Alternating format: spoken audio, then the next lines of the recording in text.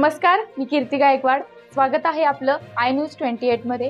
चला तर मग जाणून घेऊयात महाराष्ट्रातल्या ताज्या घडामोडी।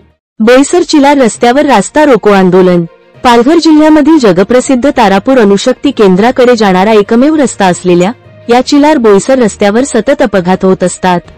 या होणाऱ्या अपघातांना MIDCचे प्रभारी अधिकारी कारणीभूत आहेत, असा आरोप स्थानिक नागरिकांकडून करण्यात येत आहे।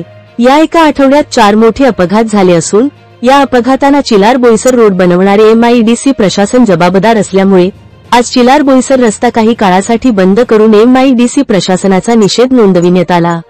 यावेळी जनसामर्थ आदिवासी संघटनेचे महेश धोडी, स्मिता धोडी आणि वाहन चालक मालक संघटनेचे हरबंस सिंग नन्नाडे, छावा संघटनेचे निलेश विचारे, सीमा करोतिया, ओवेज सेज लेट्स डू समथिंगचे जावेद लुलानिया आणि मोठ्या प्रमाणावर महिला पुरुष सहकारी उपस्थित होते।